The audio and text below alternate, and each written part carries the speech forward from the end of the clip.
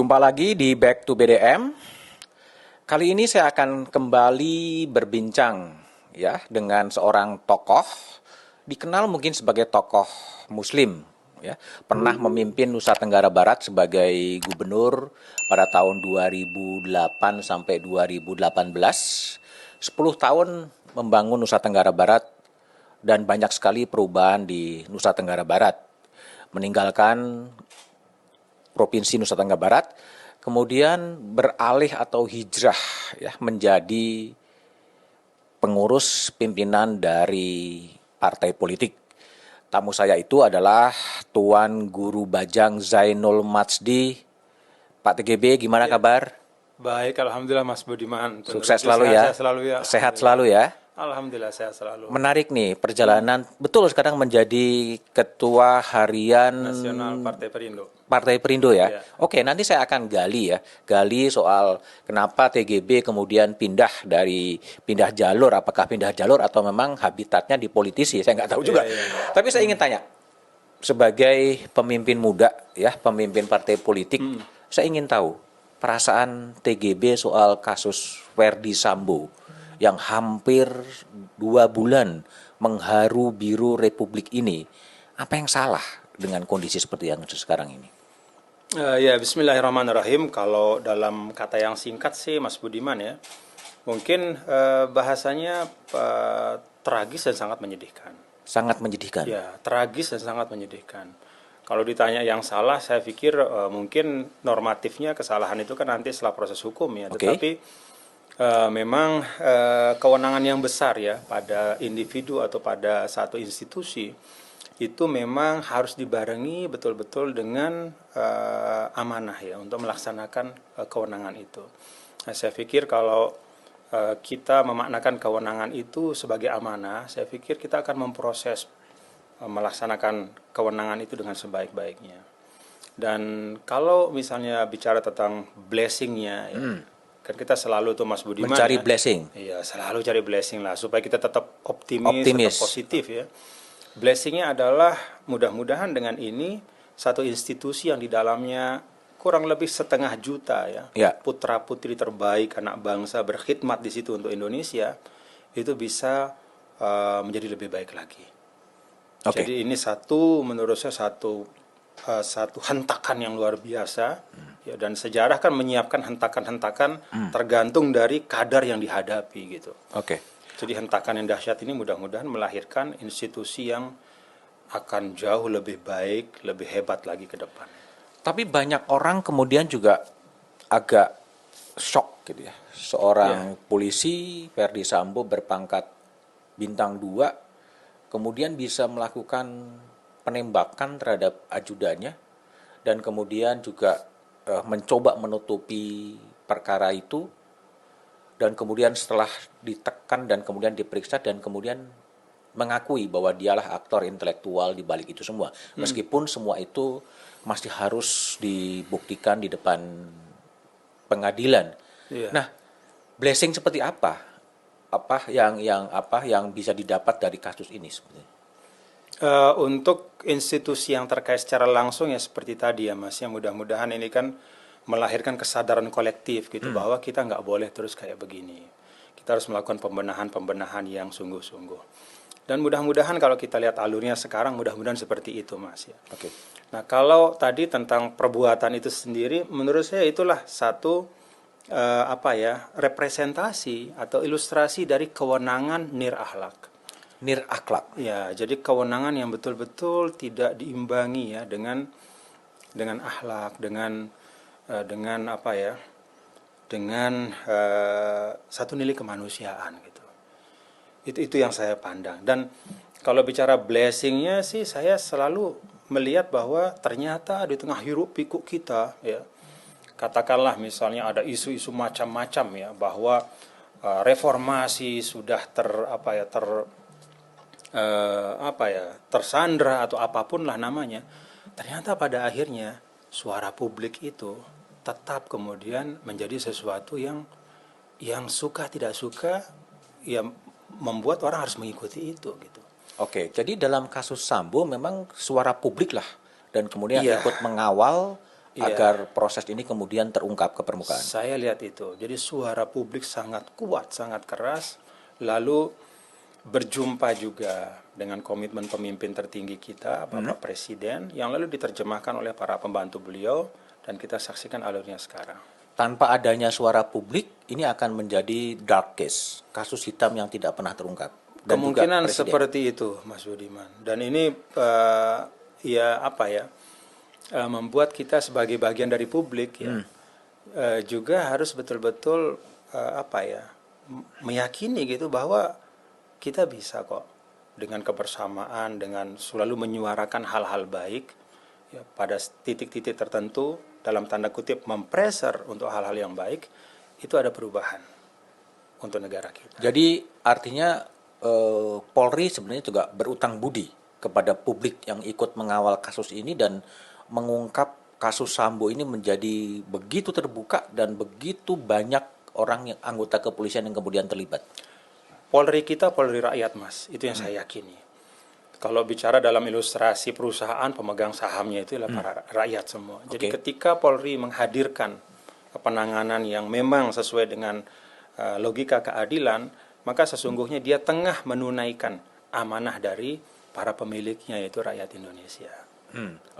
Tapi ketika publik kemudian bersuara keras dan kemudian diamini oleh Presiden Joko Widodo dan kemudian Pak Mahfud, tapi justru pada saat yang bersamaan partai politik justru diam. Apa yang terjadi sebetulnya? Ya memang kalau saya lihat ini kan ada versi resmi yang disampaikan ya. Dan versi resmi itu kan disampaikan juga oleh pejabat yang punya otoritas. Sehingga kemudian ada saat-saat di mana banyak pihak yang punya kegamangan dalam melihat ini. Seperti apa sih hakikatnya? Seperti apa kejadian sebenarnya? Tapi ala kulli hal kan secara kolektif ya, seluruh peristiwa berjalin berkelindan sehingga semua terbuka matanya. Dan ketika di titik itu saya lihat partai politik semua kok menunjukkan dukungan untuk mengungkap kebenaran. Dan itu sesuatu yang juga perlu kita apresiasi untuk partai-partai politik kita. Dan juga seperti disinyalir oleh Prof. Mahfud sebelum rapat kerja, DPR-nya pun kemudian diam sebetulnya.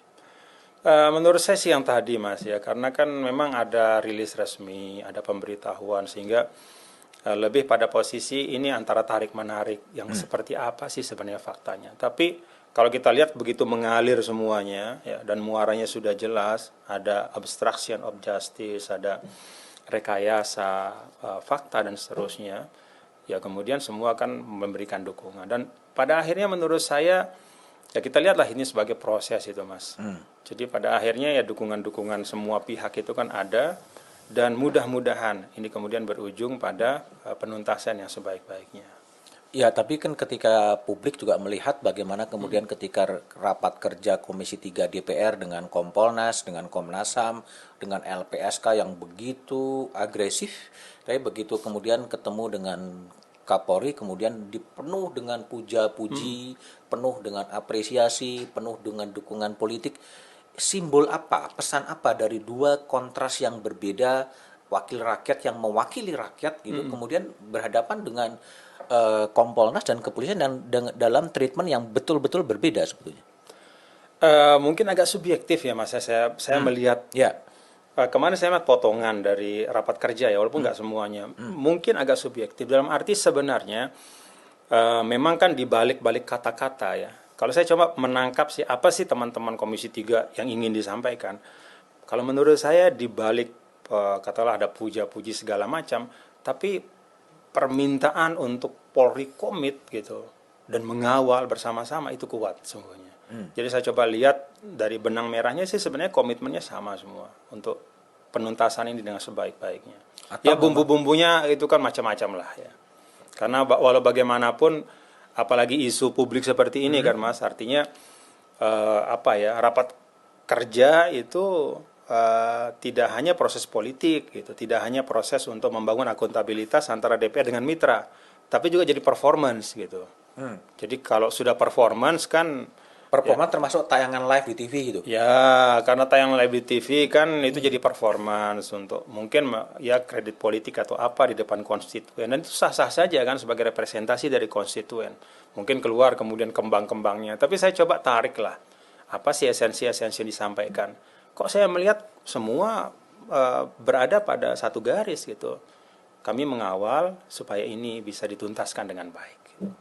Meskipun agak terlambat ya. Ya, Ketika kasus itu sudah dibuka oleh publik, dibuka oleh tekanan better publik. late than never, Pak. Better late than never. Jadi ya itu juga blessing in disguise bahwa ada tumpulnya pengawasan DPR terhadap kepolisian. Mungkin terlalu jauh ya Mas. Terlalu Kalau jauh. kita melihat dalam satu kasus ini ya. Kalau saya sih melihat semua sekarang sedang menjalankan fungsinya gitu ya. Kurang lebihnya ya civil society termasuk media, netizen semua yang mencermati, mengawasi, mengkritisi itu. Oke. Saya bicara dengan Tuan Guru Bajang Zainul Mati sebagai Ketua Harian Perindo, ya, sebagai Iya. Ketua Harian Perindo sekarang. Apa saran dari TGB soal kemudian reformasi di tubuh kepolisian? Banyak orang yang menginginkan perlu ada reposisi posisi polisi tidak langsung di bawah presiden. Kalau Pak TGB lihatnya gimana? Saya melihat bahwa polisi kita kan polisi sipil ya. Oke. Artinya dia bagian dari kekuatan sipil ya. Menjalankan fungsi-fungsi yang terkait erat ya dengan kohesivitas dan kondusivitas kita sebagai satu bangsa. Dia tetap berada di dalam satu alur pemerintahan kita secara utuh. Di mana dia diletakkan? Ya menurut saya konsensus dari para pembuat undang-undang. Oke. Dan ketika hari ini dia diletakkan misalnya di bawah presiden, saya yakin ada naskah akademik yang mendahului itu. Gitu. Oke. Ada reasoning yang kita bisa baca di undang-undang kepolisian. Kalau kemudian ke depan ingin ya mungkin undang-undangnya itu ada beberapa hal yang perlu diperkuat ya. Ya itu ruang yang sangat terbuka. Kan itu bagian dari dinamika kita berbangsa. Kalau misalnya mau diletakkan di bawah kementerian, ya itu juga berdasarkan kajian akademik yang betul-betul kuat. Oke. Tidak hanya sekarang mohon maaf, hanya misalnya mengkomparasi dengan beberapa negara. Ya. Kan tidak ada negara yang punya lanskap yang sama, Mas Bud. Ya. Kita Indonesia dari dulu kita bilang kita bukan demokrasi kapitalis, bukan demokrasi sosialis, kita demokrasi Pancasila. Jadi secara sadar kita memang mendistingsi diri kita sebagai bangsa yang besar ini. Di dalam mengatur Indonesia, yuk apa sih konsensus kita bersama-sama. Jadi nggak mesti ngadopsi dari ini 100%, ini 100% gitu. Jadi apapun atau dimanapun Polri hendak ditetapkan, hendak diletakkan, naskah akademik yang harus kuat, dan itu mencerminkan ya, realitas sosial politik kebangsaan kita dan cita-cita kita ke depan sebagai satu bangsa. Oke. Kalau dalam posisi sekarang, TGB sudah punya posisi apakah di bawah kementerian atau tetap di bawah presiden? Saya rasa di bawah presiden masih tetap efektif. Oke. Toh, nih Mas ya, bahkan pada situasi yang sangat krusial, katakanlah fragile untuk polisi hari ini ya, ini kan luar biasa dinamikanya. Toh melalui dalam tanda kutip melalui Menko Polhukam, Ya. kan ini kemudian bisa kemudian on the track. Presiden melalui Menko Polhukam dengan pengawalan civil society dia menjadi on the track. Artinya apa? Di bawah presiden pun bukan berarti polisi tidak bisa melaksanakan tugas-tugasnya dengan sebaik-baiknya. Tidak berarti polisi tidak bisa dikoreksi. Tidak berarti polisi tidak bisa mengikuti suara publik. Jadi menurut saya itu instrumental ya, bukan merupakan sesuatu yang sangat esensial. Oke. Tapi apa blessing? Tadi sebutkan bahwa ini kasus Sambo memang membawa blessing bagi kita gitu. Perlu ada semuanya menjadi serba terungkap. Perbaikan-perbaikan seperti apa yang TGB lihat di sebagai ketua harian Perindo ya terhadap institusi kepolisian, kalau katakanlah posisi polisi tetaplah biarkan di bawah presiden? Saya percaya bahwa polisi kita ini kan berada pada alur yang sama dengan demokratisasi kita, Mas. Ya, institusionalisasi kita. Nah, kalau alurnya demokratisasi, institusionalisasi, maka asas meritokrasi itu penting. apalagi bagi institusi sebesar kepolisian. Artinya memang mobilitas personil berdasarkan prestasi, berdasarkan parameter yang jelas. Jadi meritokrasi itu penting supaya organisasi sehat ya. Dan saya yakin kepolisian juga sudah mengembangkan pola-pola itu ya. Mungkin belum maksimal tapi tetap dikembangkan. Itu satu. Yang kedua, saya melihat sebenarnya Indonesia ini kan institusi sudah lengkap, Mas. Jadi reformasi institusional kita udah lengkap, bahkan mungkin berlebih sampai presiden bahkan membubarkan beberapa komisi yang nggak penting kan begitu. Nah, termasuk untuk kepolisian sudah ada Kompolnas, yang di situ ada Menko Polhukam. Mungkin Kompolnas bisa lebih kuat lagi, bisa lebih efektif lagi untuk kemudian melakukan upaya-upaya mengawal ya, kepolisian agar bisa tetap dengan agenda reformasi yang telah kita sepakati. Jadi itu untuk institusi di dalam dan kemudian institusi katakanlah Kompolnas yang dibentuk untuk itu. Lalu civil society, the biggest part dalam hal ini dan dalam kita berbangsa sampai hari ini dan seterusnya mudah-mudahan adalah masyarakat sipil. Jadi peran untuk terus menyuarakan ya, baik melalui media mainstream maupun netizen yang kadang-kadang bahkan kelewatan kalau menyampaikan sesuatu. Tapi ambil saja ininya, ambil intisarinya lah gitu. Kehendak untuk semua anak bangsa ngelihat institusi ini menjadi baik dan kebanggaan kita semua. Sekarang juga muncul ketidakpercayaan ya ketika Verdi Sambo kemudian bisa merekayasa kasus. Ya, merekayasa kasus yang awalnya dia pelaku, kemudian dia melimpahkan kepada anak buahnya, dia menghilangkan CCTV gitu kan. Lalu meskipun ini agak teknis ya, dalam bayangan TGB ini gimana ya? Apakah itu tidak mungkin juga dilakukan untuk kasus-kasus yang lain sebetulnya? Perekayasaan kasus ini. Dan siapa yang akan mengawasi? Iya, memang ini kan sebenarnya bukan hanya di kepolisian Mas kalau kita bicara begitu. Misalnya ini kan masalah yang membuat pelik ini karena kan polisi yang melakukan polisi, gitu. Ya. Dan itu pemimpinnya gitu loh Mas. Jadi memang kalau di luar kan internal affairs ya. Ya internal affairs kan mengkoreksi internal, tapi internal affairs-nya ternyata dialah biangnya untuk kasus ini gitu. Menurut saya bukan hanya di polisi, institusi manapun ya. Ketika misalnya pemegang kebijakan yang sangat penting itu mengkhianati kebijakannya, itu memang akan menciptakan damage yang berkelanjutan, kolateralnya banyak kemana-mana, mengancam institusi sendiri. Nah kalau menurut saya ini diberesin Mas, ya. Ini diselesaikan dan saya pikir komitmen dari Pak Kapolri sudah kelihatan, sudah luar biasa dengan para pemimpin tertinggi kepolisian dan ke depan yang harus diciptakan ya, mekanisme internal ya, untuk mengantisipasi dan memitigasi hal-hal seperti ini. Bahwa saya nggak ngerti ya bagaimana kan setiap organisasi punya karakteristik ya, tetapi harusnya organisasi modern dengan semangat reformasi dia punya alat internal ya, untuk memastikan agar hal-hal ini tidak terjadi lagi. Itu artinya ini terjadi semua karena memang lemahnya dari pengawasan ya? Iya, untuk kasus ini, karena pimpinan pengawasnya yang melakukan ini gitu. Nah, jadi pertanyaan berikutnya, gimana kalau kemudian hal-hal seperti ini harus dicegah gitu? Kan berarti harus diciptakan di dalam internal ya, sesuatu yang bisa memitigasi itu. Oke, TGB. Saya pindah ya sekarang ke hijrahnya TGB ya, dari gubernur kepala daerah yang relatif sukses, kemudian berpindah ke jalur politisi dan sekarang menjadi ketua harian nasional Perindo. Ini apa yang terjadi? Situasi hentakan seperti apa yang kemudian TGB kemudian berpindah menjadi ketua harian Perindo sebetulnya?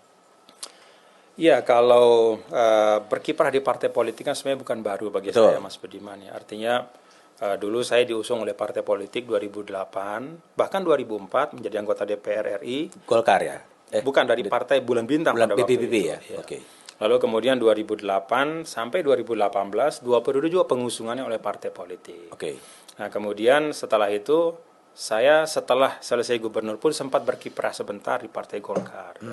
Dan ketika itu memang ada kaitan juga dengan ikhtiar untuk bagaimana bersama-sama memperjuangkan agar Pak Presiden bisa menyambung di periode kedua gitu. Oke. Itu bagian dari itu juga sebenarnya. Lalu kemudian sekarang saya melihat ada ruang ya di mana saya bisa mengartikulasikan gagasan-gagasan ya yang menurut saya ya partai politik adalah ruang yang memang sah, legitimate, dan memang sudah disiapkan oleh sistem demokrasi kita. Jadi ketika kita ingin ada gagasan-gagasan kita untuk kebaikan bersama, partai politik adalah salah satu wadah yang legitimate, ya, yang bahkan amanah bagi kita untuk mengisinya dengan gagasan gitu. Ya kan fungsi representasi, agregasi, fungsi kaderisasi itu kan fungsi partai. Nah, karena itu kemudian ya saya ingin juga bisa berkiprah ya melalui partai politik ya. Dan kemudian setelah saya berdiskusi dengan Bapak Hadi Tanusudibyo tentang Partai Persatuan Indonesia, partai yang relatif baru, Mas. Relatif baru. Relatif baru 7 tahun, baru 1 kali ikut pemilu. Tapi walau demikian juga cukup prospektif, ya artinya pada pemilu yang lalu juga mencapai 2,7% ya. Dan juga ada kehendak kuat ya untuk bagaimana partai ini bisa lebih optimal lagi ya, menjalankan fungsi-fungsi kepartaian. Kan sayang, Mas, kalau ada misalnya partai politik yang merupakan fasilitas demokrasi, juga instrumen demokrasi, tetapi masih belum maksimal lah katakan gitu menjalankan amanah kepartaiannya untuk membangun Indonesia. Jadi saya ingin ikut di situ bersama-sama dengan beliau dan Kenapa seluruh pilihannya sahabat pada Gerindra. Perindo, bukan pada partai-partai katakanlah Golkar, pada partai-partai Islam? Karena kan TGB kan dikenal sebagai pemimpin Muslim sebetulnya. Ya, kalau saya pribadi, Mas, ya, kan kita tidak hanya mencari atribusi lah, misalnya menjadi ketua DPP atau menjadi anggota partai politik tertentu, tetapi ingin juga ada ruang yang luas gitu. Dan ruang yang luas itu ada di Partai Persatuan Indonesia sebagai ketua harian nasional dengan kewenangan eksekutorial yang cukup besar. Itu satu. Yang kedua, sebagai seorang manusia saya juga ingin ikut membangun loh, Mas. Ikut membangun partai yang masih baru.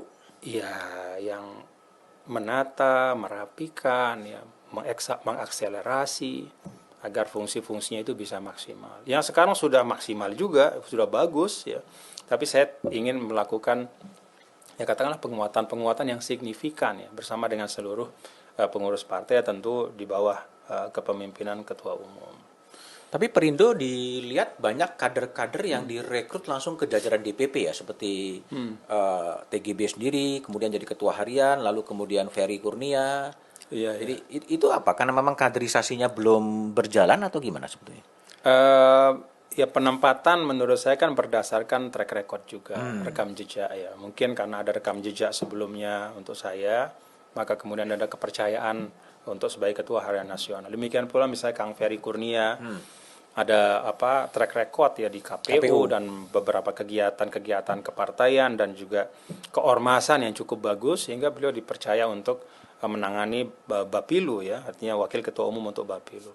Saya melihat meritokrasi itu masih kuat kok. Meritokrasi masih kuat. Ya, artinya penempatan berdasarkan merekam jejak dan potensi ke depan itu dipedomani ya di Partai Persatuan Indonesia. Dan itu juga yang saya diskusikan sama Pak Hadi Tanusudibyo, sehingga juga rekrutmen kami ke depan itu juga berbasis itu.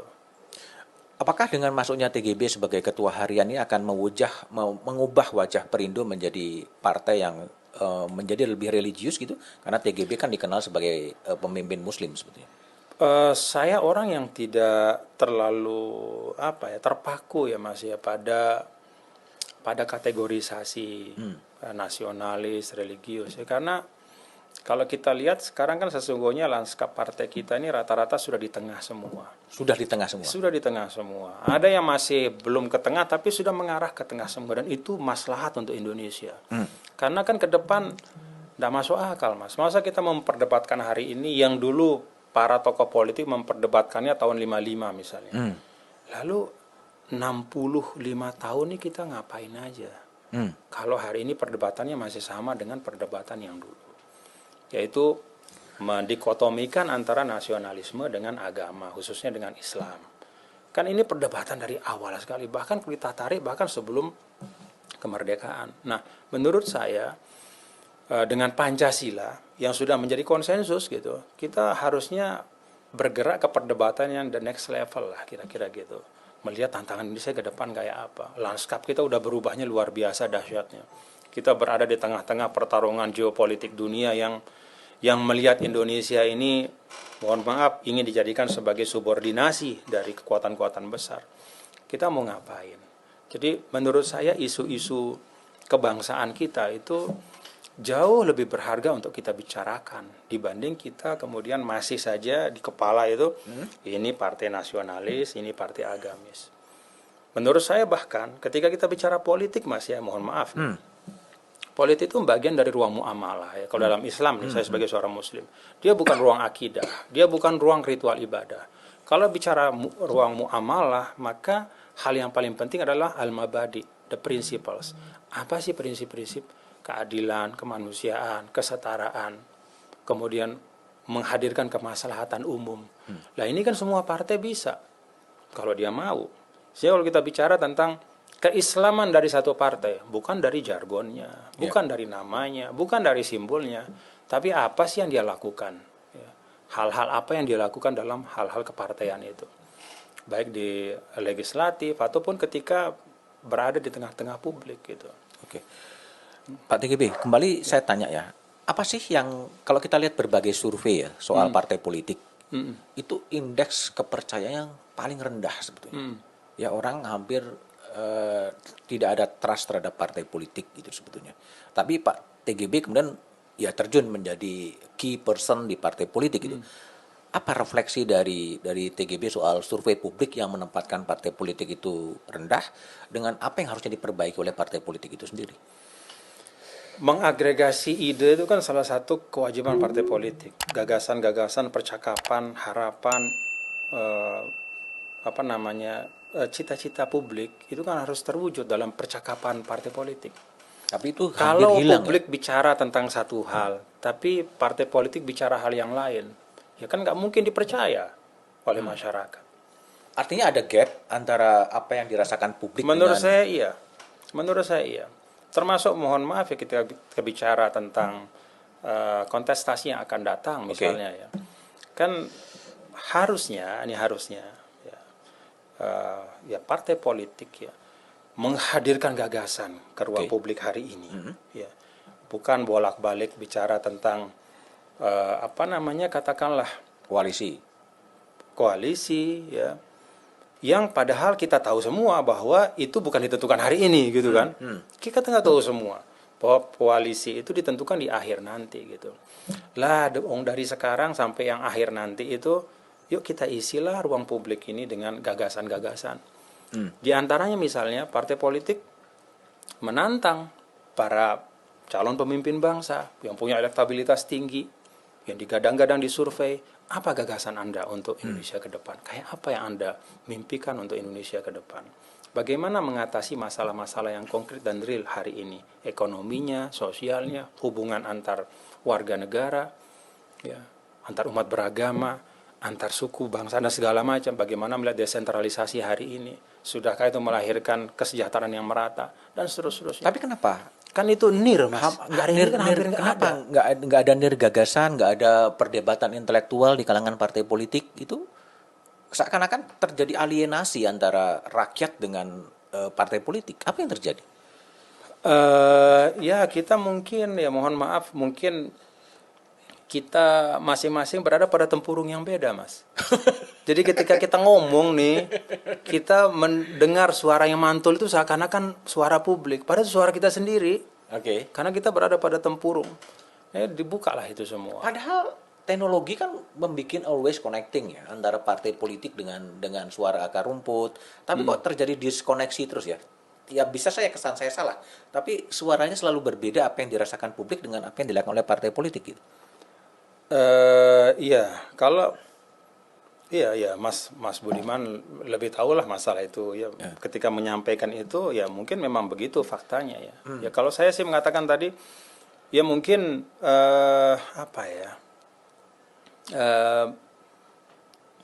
kita merasa bahwa kita paling tahu tentang Indonesia. Sehingga kita tidak lagi menghargai suara-suara publik. Kita merasa bahwa agenda demokrasi ini kan bisa kita setting. Dalam arti privilege partai politik secara kolektif itu kan menentukan wajah pemimpin ke depan. Ya, menentukan, bukan oligarki loh Mas Put yang bilang nih. Tapi ya memang posisi partai politik dalam sistem demokrasi kita kan memang untuk calon pemimpin nasional kan memang ada di situ. Nah, itu amanah ya. Tapi jangan kemudian itu menyebabkan wah pokoknya ya udahlah kita bicarakan antar kita saja misalnya ya. Udah kita sibukkan hal kita dengan ini gitu. Pada saat dimana ya misalnya masyarakat menghadapi tantangan harga yang terus naik ya, situasi ekonomi yang bahkan Pak Presiden sendiri kan mewanti-wanti, tolong hati-hati. Ada efisiensi anggaran yang luar biasa, ada refocusing segala macam. Nah, kalau pemimpin tertinggi kita sudah memberikan warning kayak gitu, mestinya kan ini disambut gitu loh. Oleh jajaran demokrasi kita semuanya termasuk partai politik untuk kemudian urun rembuk tentang ini. Termasuk kemudian menggali gagasan-gagasan dari para calon pemimpin kita gitu. Apa yang dilakukan oleh TGB di Perindo untuk menjawab kritik publik terhadap teralienasinya partai politik dengan publiknya? Ya kami berusaha Mas ya. Tentu kalau Perindo kan partai yang sekarang sedang melakukan konsolidasi internal satu. Lalu untuk hal-hal yang sifatnya isu publik, ya kami berusaha untuk memahami betul apa sih harapan-harapan dari masyarakat.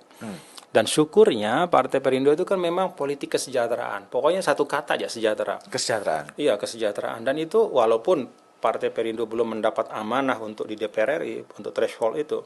Tetapi kan sekarang program-program Partai Perindo sesungguhnya tetap jalan ya. UMKM, kesehatannya, pengadaan ambulan, ya gerobak untuk UMKM dan segala macam, itu jalan terus. Nah, kami terus menyambung silaturahim komunikasi. Dan ada jajaran para juru bicara Perindo yang secara berkala kami berdiskusi dengan beliau-beliau ya bersama Pak Ketua Umum untuk tetap mengingatkan ya bahwa track kita ini track yang bukan bersaut-sautan di ruang publik gitu ya. Apalagi misalnya berlebihan bicara tentang tentang pilpres ya, berlebihan bicara sehingga semua isu penting akhirnya dianggap isu marginal, periferal di pinggir. Kita harus tetap ingat bahwa partai politik yaitu ada ya untuk menyuarakan aspirasi harapan masyarakat. Jadi Perindo itu tidak semua isu ditanggapin. Karena itu termasuk yang paling minimal bicara tentang capres-cawapres ya. Tetap sebagai yaitu agenda kita akan pasti menghadapinya. Posisi kita juga nanti tentu kita lihat mana yang akan paling sesuai dengan visi misi Partai Perindo. Tetapi itu bukan menjadi bagian yang besar di pembicaraan hari ini. Ada juga pernyataan dari Fahri Hamzah ya, wakil ketua umum Partai Gelora di sahabat saya. Ya sahabatnya sesama TGB, dari NTB. Sesama dari NTB gitu, yang juga di ruangan ini partai politik telah berubah menjadi dealer dari kekuasaan sebetulnya. Tidak lagi memunculkan gagasan-gagasan tapi ya transaksional untuk memperdagangkan kekuasaan. Gimana TGB lihat pernyataan itu? Menurut saya itu simplifikasi. Karena apa? Semua yang saya bicarakan sama Mas Budiman hari ini, kritik kita terhadap partai politik itu tidak menafikan upaya partai politik yang juga sebenarnya tetap berjalan di tengah masyarakat.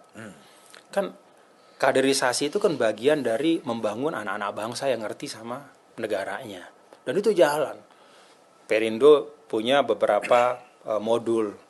Kita pelatihan-pelatihan. Golkar punya, Demokrat punya, PDIP punya sekolah politik. Itu sebenarnya peran yang sangat positif.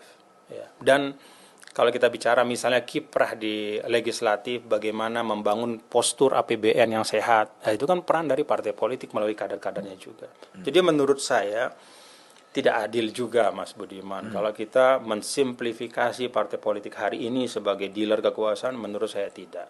Kenapa ada persepsi itu? Ya mungkin karena kita memang lebih sure, ya lebih excited ketika bicara tentang kekuasaan. Ya dalam arti kontestasi 5 tahunan.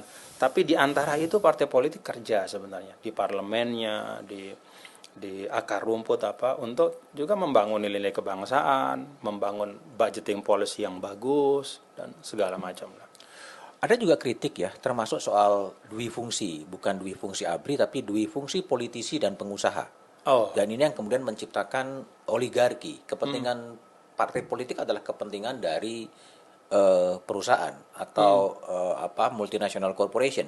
Gimana TGB melihat itu? Saya kebetulan jumpa sama beberapa orang ya yang memiliki katakanlah akumulasi konglomerat misalnya, tapi juga punya concern untuk Republik. Dan dia buktikan dengan kerja-kerja yang nyata, termasuk juga kiprahnya di partai politik. Misalnya dulu almarhum Pak Arifin Panigoro, ya, seorang konglomerat, tapi juga pernah menjadi anggota partai politik, kemudian pengurus dan juga concern, termasuk politik dalam makna katakanlah yang lebih luas ya, menciptakan generasi muda yang baik melalui program Indonesia Mengajar dan segala macam. Ada banyak sekali. Dan kalau kita bicara juga di awal-awal kemerdekaan kan banyak sekali orang-orang yang memiliki kapital besar itu kemudian juga berkontribusi untuk Indonesia. Jadi saya tidak melihat bahwa keterlibatan ya, seorang pengusaha besar dalam ranah politik mesti negatif, enggak. Bisa saja positif ya. Dan bahkan sejarah menunjukkan ada hal-hal positif itu gitu. Yang perlu mungkin karena memang kalau uang ketemu dengan kekuasaan itu potensi abuse-nya lebih besar adalah bagaimana menata sistem yang baik ya.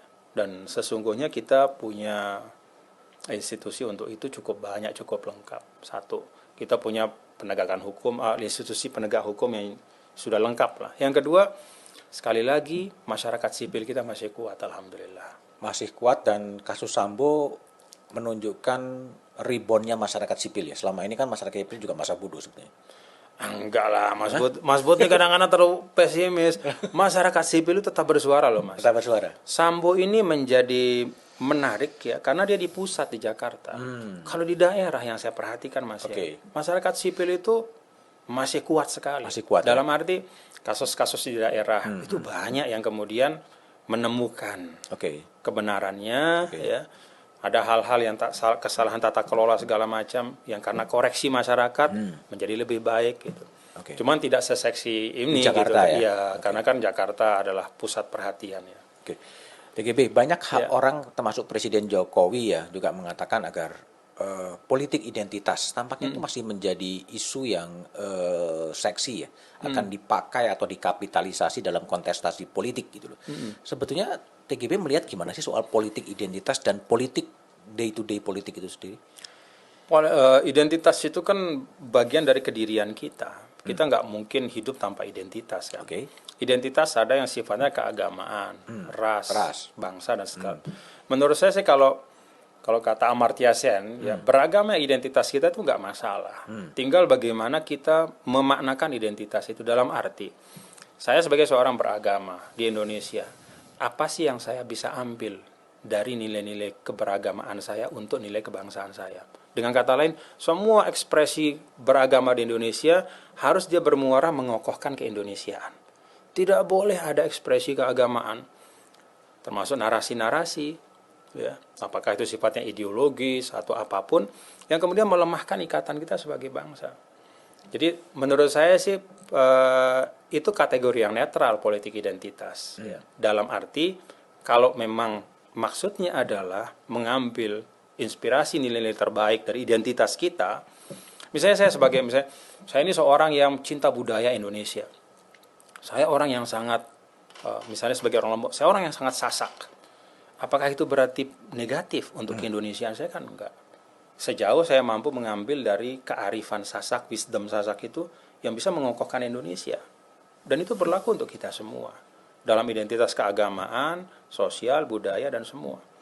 Jadi saya membayangkan itu Indonesia itu puncak dari semua kearifan yang tumbuh berkembang. Sehingga saya sering mengatakan, Indonesia ini syukur, Mas Bud ya. Tidak semua negara punya 2 sumur kearifan yang tetap ada airnya. agama dan budaya. Ada yang punya agama nggak ada budaya, akhirnya kering, konflik horizontal. Ada yang budaya tapi nggak ada agama, akhirnya melahirkan hal-hal yang enggak. Nah kita nih syukurnya itu dua-duanya ada, dan itu dua-duanya identitas gitu, dan dua-duanya kita bisa rawat dengan baik. Saya seorang Muslim, seorang Sasak, dan juga seorang Indonesia, no problem. Jadi Mas Bud juga begitu ya. Jadi identitas nggak masalah sepanjang itu kita niatkan untuk memperkokoh keindonesiaan kita. Tapi itu ketika identitas itu digunakan semata untuk mencari insentif elektoral dengan mengabaikan keindonesiaan kita, nilai-nilai yang fundamental, ya itu pasti akan mudarat. Dan identitasnya kan beragam, bukan hanya keagamaan tapi yang lain juga. Ya. Ketika misalnya di daerah, isu putra daerah digunakan untuk melegitimasi peminggiran terhadap yang disebut bukan putra daerah, kan nggak akan mungkin daerah itu berkembang. Ya, jadi tapi kalau putra daerah dimaknakan sebagai semangat untuk menggali potensi lokal, wah itu bagus. Jadi menurut saya sih di situ titik distingsinya ya, identitas itu baik apa enggak.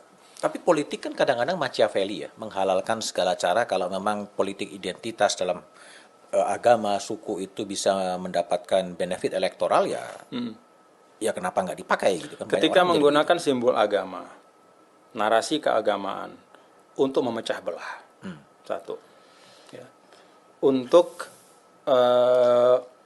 mendemonisasi lawan politik, dua, ya, untuk kemudian ya katakanlah hanya mendapatkan kemenangan pada satu kontestasi politik, yaitu nyata-nyata itulah politik identitas yang sangat buruk. Itu menggunakan agama, menzolimi agama sendiri atas nama agama. Jadi misalnya kita ingin menang ya, dalam kontestasi politik, lalu kemudian kita membuat kesepakatan ya dengan kelompok-kelompok yang nyata-nyata misalnya ya mohon maaf memang tidak menginginkan negara bangsa Indonesia ini tetap berjalan, ingin dirubah dengan satu sistem tertentu ya atas nama jargon keagamaan misalnya. Itu menurut saya satu bentuk eksploitasi identitas keagamaan dalam ruang politik yang sangat destruktif. Dan itu seharusnya dihindari. Ya contoh sederhana ya, ada idiom-idiom yang sangat teologis loh Mas. Ya, mohon maaf, dalam Islam itu kan ada misalnya Muslim, kafir, munafik. Kata munafik itu kan idiom yang sangat ideologis Mas. Dalam arti apa? Orang pura-pura beriman padahal enggak. Tapi ternyata dibawa ke dalam ranah politik praktis. Yang beda pilihan dibilang munafik. Nah ketika label teologis digunakan dalam ranah muamalah, hubungan sosial, itu kan rusak semuanya. Karena kita mencap orang itu orang jahat dan seterusnya. Nah ini menurut saya idiom-idiom keagamaan, narasi keagamaan, ya. Simbol-simbol keagamaan. Ketika dia digunakan semata untuk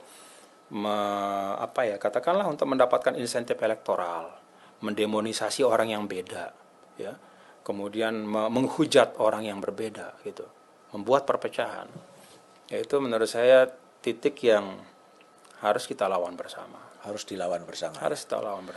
Kalau resep atau advice dari TGB soal isu toleransi hubungan antar umat beragama yang kadang-kadang baik tapi kadang-kadang juga selalu ini menjadi isu politik apa? Toleransi itu menghormati tanpa harus selalu membenarkan. Itu kan sangat dasar ya. Jadi kita menghormati semua yang ucapan, pandangan, keyakinan yang beda tanpa harus membenarkan. Nah, saya sih berharap toleransi ini kita segera alihkan ke satu hal yang lebih berguna untuk kita. Karena kan gini, kalau kita bicara terus tentang toleransi Mas, seakan-akan kita memang punya masalah di situ. Padahal menurut saya kan hidup bersama kita ini sudah dari dulu di Indonesia. Karena itu saya sih menawarkan, yuk kita beralih dari kata toleransi ke kerjasama. Yuk kita kerjasama. Karena kalau kita bicara toleransi saja, maka semua pemeluk agama masing-masing akan habis-habisan mengungkap bahwa agama saya yang paling toleran. Saya punya dalil ini di kitab saya gini. Nah, apa gunanya ekspresi itu untuk kita hidup bersama kan subjektif. Untuk sesama pemeluk agama oke lah, tapi yang saya katakan benar itu subjektif buat saya. Yang bagi yang lain kan, yang beda kan bukan kayak gitu gitu. Nah, kalau kita bicara toleransi saja, maka bisa jadi nanti jatuhnya ke situ. Jadi subjektivitas dihadirkan ke ruang publik. Akhirnya nanti ributan klaim malah. Maka menurut saya kita beralih kepada kerjasama. Karena itu kalau dalam Islam yang saya yakini itu kan ada kata li ta'arofu. Anda berbeda segala macam, udah nggak usah ribut tentang keyakinan apa segala macam. Li ta'arofu, saling mengisi, saling melengkapi. Dan menurut saya itulah kerjasama. Isu toleransi, isu politik identitas ini sebetulnya apa? Sebuah protes terhadap ketidakadilan sosial atau situasi ekonomi yang memang senjang, atau memang seperti apa kalau dalam refleksinya TGB? Ada apa ya?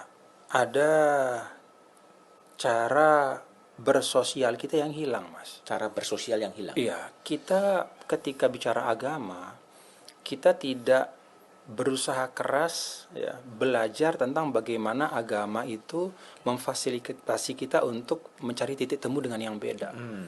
Inklusivitas agama yang tercermin pada nilai-nilai kemanusiaan dan itu kan semua inklusif.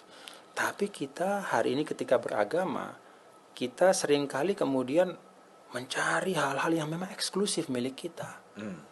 Nah, kalau kita masing-masing sibuk ke situ, kan kita semakin menjauh, Mas. Iya. Padahal ya ibaratnya satu rumah, ya pemeluk agama itu punya kamar tidur masing-masing, tapi ada ruang keluarga kan. Iya. Lah kalau semua sibuk ngerapiin ruangannya terus, kamar tidurnya, spraynya apa, bersihin terus, apa nata bajunya sendiri, lah ruang keluarganya kosong, dipenuhi rayap nanti, rusak semuanya. Ya. Jadi jangan terlalu lama lah di ruang tidur masing-masing ya. Sering-sering lah di ruang keluarga kita bisa bercakap-cakap. Bisa bercakap-cakap, bisa berkolaborasi gitu ya. Ya. Oke, TGB. Saya ingin tahu ya, ini pertanyaan saya yang bagian-bagian akhir ya, bagian-bagian akhir yang selalu saya tanyakan kepada teman-teman saya di Back to BDM. Refleksi TGB yang pernah menjadi gubernur 10 tahun dan berpengalaman di berbagai bidang ya, dan punya pengalaman di dunia internasional juga gitu. Apa sih sebetulnya akar masalahnya bangsa Indonesia kok hampir 100 tahun republik ya, itu kondisinya masih seperti yang sekarang ini? Apa sebenarnya akar dari akar masalah bangsa ini? Kurang perjumpaan. Kurang perjumpaan. Iya. Kita jadi misalnya netizen kita kan sangat banyak tuh. Pengguna internet tinggi. Pengguna media sosial yang sangat tinggi. Tapi noises. Iya, without voice. Jadi kita berhiruk pikuk tapi masing-masing bicara apa yang dia mau dan menganggap bahwa itu yang terbaik. Jadi tidak pernah sungguh-sungguh kita bicara. Menurut saya kita kan punya kearifan yang banyak sekali, Mas ya. Misalnya kita punya kearifan beruga. Kalau di Lombok itu beruga itu ada 4 tiangnya. Itu mencerminkan 2 tiang itu 2 yang berbeda. Lalu 1 tokoh agama, 1 tokoh adat. Selesailah di tingkat kultural. Ada yang tiangnya 6, mencerminkan yang bersengketa lebih dari 2 pihak. Kemudian ada tokoh agama, tokoh adat. Artinya apa? Ada kearifan di bawah yang menyiapkan kita dengan tatanan-tatanan supaya memperbanyak perjumpaan. Nah, sayangnya kita dengan kondisi hiperkomunikatif hari ini, semua komen apa saja, semua mengomentari apapun, tapi nggak pernah kita benar-benar ketemu, berjumpa. Nah, ada misalnya ya istilah dialog nasional antara para tokoh, antara bahkan kalau kita bicara Indonesia bukan hanya para tokoh di atas tapi juga tokoh-tokoh pemuda. Misalnya masih ada satu ilustrasi, kita bicara kerukunan umat beragama. Ketika bicara itu apa yang terjadi? Tokoh-tokohnya ketemu duduk bersama, nggak ada masalah. Wong teman semua kan. Tapi yang kita perlu ini anak-anak muda kita pernah ketemu nggak sih? Tokoh-tokoh anak-anak muda Muslim, Kristiani, Katolik, Hindu, Buddha, dan suku-suku yang perbanyak perjumpaan. Menurut saya itu yang hilang. Kita ini dunia komunikasi yang luar biasa, sekat-sekat hilang, tapi kita makin menjauh. Jadi eh, apa ya, perjumpaan ide itu jadi jarang karena memang nggak pernah ngomong satu sama lain. Dan itu dipertajam dengan teknologi ya sebetulnya. Iya, Karena jadi kan teknologi. algoritma itu kan membuat kepompong-kepompong sendiri-sendiri Iya, sebetulnya. jadi tempurung-tempurung makin banyak gitu. Resonansi suara kita itu makin kencang yang kita kira suara orang. Padahal suara kita sendiri. Oke. Dan itu apa? Siapa yang harus mengorkestrasi agar perjumpaan-perjumpaan itu kemudian bisa semakin sering sebetulnya? Semua tokoh-tokoh menurut saya, struktural maupun kultural. Oke. Dan ya semuanya harus berangkat dari niat baik ya Mas Budiman ya. Apa niat baik itu? Kita semua ini punya peran yang sama pentingnya di Republik ini. Gak boleh kita mengatakan kelompok kami yang paling penting, paling berjasa, gak boleh. Ya sama kayak mobil aja lah. Mau bagian mana sih yang mobil yang paling penting? Kan semua penting. Ada mesin, gak ada yang lain, gak bisa juga. Dan seterusnya lah. Artinya niat baik berangkat dari ekualitas, ya, kesetaraan, dan kehendak bersama-sama untuk kita lihat bangsa kita maju. Dan itu, percaya sama saya Mas Budiman, kalau tokoh-tokoh kita memperbanyak perjumpaan, dan semua itu menjadi bagian dari kerja bangsa kita akan lebih nyaman sebagai warga Indonesia. Hilangnya perjumpaan atau berkurangnya perjumpaan itu fenomena kontemporer sekarang atau dari dulu sebenarnya juga memang sudah kurang sebenarnya? Ya kita paradoksnya di Indonesia kan kita bereformasi itu sesungguhnya untuk meruntuhkan sekat-sekat kan. Ya kita merasa bahwa dulu ada sekat antara rakyat dengan pemimpin, antara satu tatanan dengan tatanan yang lain gitu ya, di masyarakat apa segala macam. Tapi ternyata setelah reformasi justru sekatnya makin banyak gitu. Makin banyak. Makin banyak.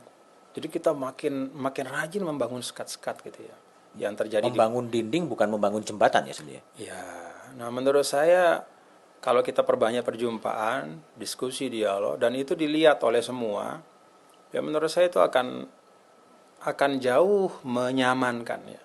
Lah, gini loh Mas, kalau misalnya nyari rezeki, ya masyarakat gak usah diajar, semua orang cari rezeki, ya. Tapi mereka juga ingin gitu antara para pemimpin kompak, tokoh-tokoh ini saling mengisi. Jadi bukan kita mempertontonkan, katakanlah pertentangan yang tajam atas nama ideologis atau apapun, tapi ya tiru para founding fathers kita lah. Nggak kebayang kalau Bung Karno, Bung Hatta, Agus Salim, Supomo, Muhammad Yamin dengan referensi politik yang beda, ada yang sosialis, kapitalis, sekolah dalam luar negeri, ada yang nasionalis, agamis segala macam. Kalau mereka tidak duduk bersama, cari titik temu, tidak membuang ego, nggak ada Indonesia.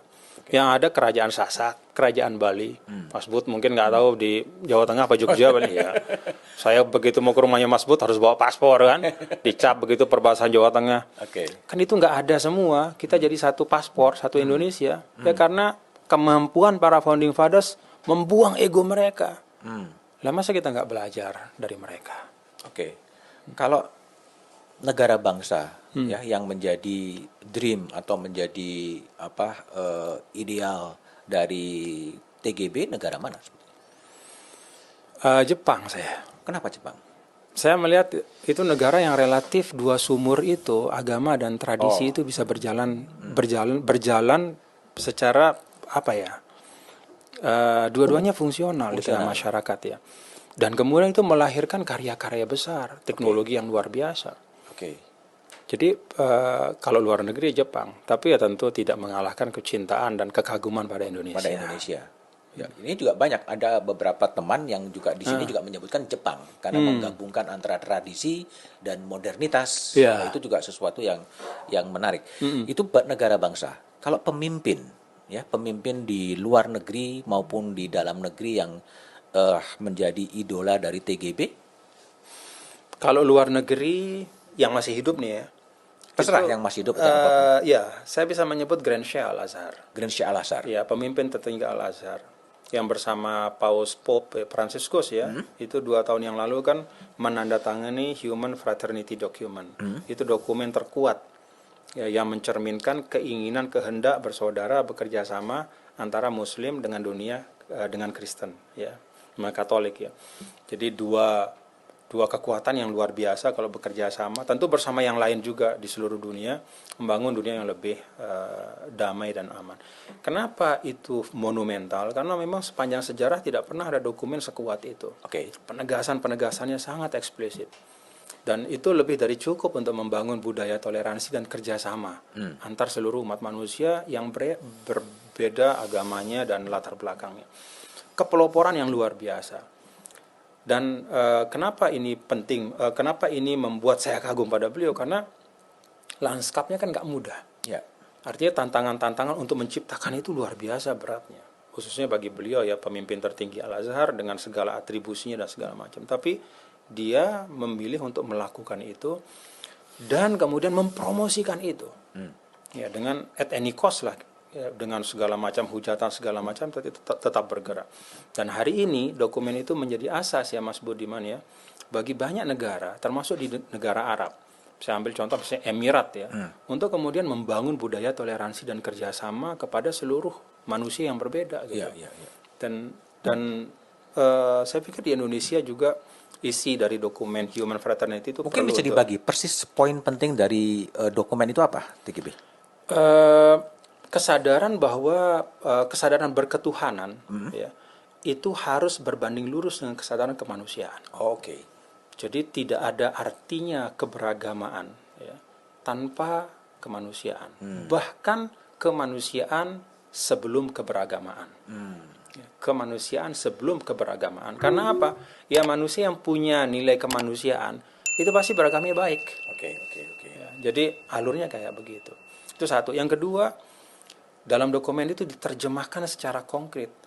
Arti dari keberagaman itu apa sih? Apakah memperbanyak rumah ibadah apa segala macam? Enggak. Keberpihakan kepada yang marginal. Itu disebut sangat eksplisit. Kaum perempuan, orang-orang korban perang, orang-orang difabel, dan masyarakat yang terpinggirkan. Itu jelas sekali di situ. Dan itu kan kalau kita kuantifikasi kan ratusan juta di seluruh dunia. Itu capaian yang luar biasa ya dari Grensia Al-Azhar ya. Iya, termasuk kemiskinan dan ketidakadilan ya. Jadi itu seruan moral yang menurut saya sangat kuat dan mencerminkan realitas yang ada. Option for the poor ya. Ya. Itu yang kedua. Itu soal apa? Kalau di dalam negeri? Kakek saya. Oke. Kakek saya pahlawan nasional Zainuddin Abdul Majid. Beliaulah yang pertama mengenalkan kepada saya bahwa keislaman dan keindonesiaan itu dua sisi dari satu mata uang yang sama. Jadi kalau mau berjuang untuk agama, ya harus berjuang untuk Indonesia. Perjuanganmu sebagai anak bangsa itu juga berarti kamu sudah beragama dengan baik. Yang terakhir, TGB, saya ingin tahu Indonesian Dream, impian Indonesia dari seorang TGB pada saat Indonesia berusia 100 tahun, 17 Agustus 2045 seperti apa itu? Kalau dari pendekatan manusianya, Mas Budiman ya, Indonesia yang saya impikan ya, adalah Indonesia yang mampu memberi ruang bagi setiap anak bangsa untuk bisa mengembangkan potensinya. Memfasilitasi semua anak bangsa untuk bisa berkembang, melejitkan potensinya. Itu dari pendekatan manusia. Kalau bicara tentang negara bangsa, ya negara bangsa yang punya kemandirian. Kemandirian. Bukan hanya ekonomi ya, tapi kemandirian, sovereignty. Ya. Bukan dalam arti kedaulatan teritorial juga ya, tetapi kemampuannya untuk berdiri tegak di tengah kontestasi global ya, dengan semua sumber daya yang dia miliki. Artinya menjadi tidak tergantung kepada negara lain? Iya. Kalau bahasa gampang-gampangnya jadi superpower. Jadi superpower. Jadi superpower. Dan itu dengan tapi bukan ini ya, bukan hard power ya Mas Budiman ya. Bukan berarti anggaran militer harus kemudian dilipat gandakan sekian enggak ya. Tetap perlu menyiapkan militer yang kuat, persiapan ya. Kan katanya begitu ya. Kalau Anda ingin perdamaian ya adalah siap perang kan begitu. Tapi maksud saya adalah kombinasi antara hard power dengan soft power. Dan itu sekali lagi kita punya dengan sumur tradisi agama. Termasuk soft power itu perjumpaan tradisi agama kan melahirkan ilmu dan teknologi. Dan modal sosial itu semuanya ada di Indonesia untuk menjadi berkelimpahan. Yang belum ada adalah kemampuan kita mengkonsolidasikan itu semua. Artinya pemimpin. Yang agama bicara agama saja, yang budaya bicara budaya saja, yang di struktur menganggap bahwa strukturnya yang paling penting, ya. yang di kultural menganggap bahwa gerak-gerak di bawah saja yang penting. Kita bisa menggoyang struktur kalau kita mau, tapi nggak pernah mau berjumpa di titik tengah. Bukankah di situ sebenarnya peran pemimpin untuk mencoba mengorkestrasi, mempertemukan yang struktur dengan yang kultur? Iya, kan kepemimpinan kita sudah terdistribusi, sudah sangat luas, ya. Sehingga kalau bicara pemimpin, ya semua yang berada di ranah publik, struktural maupun kultural, termasuk para pemimpin civil society. Dan itu sekarang sedang terkotak-kotak semua ya? Iya. Dalam kepemimpinan di ranahnya masing-masing. Iya, menurut saya itu. Dan itu menjadi pekerjaan rumah yang harus dihadapi oleh Indonesia ke depan. Ya, pekerjaan rumah Mas Budiman di sini, saya di tempat saya, kita sama-sama yang melangkah ke tengah dan membangun perjumpaan itu. Ya. Oke, TGB Tuan Guru Bajang Zainul Mahdi, terima kasih telah ngobrol di podcast Back to BDM. Jadi silakan Anda untuk berkomentar kalau memang ada pendapat-pendapat yang mau disanggah atau mau disetujui di kolom komentar. Jumpa lagi di Back to BDM edisi berikutnya. Thank you TGB. Sama-sama, Sukses selalu. Sukses selalu.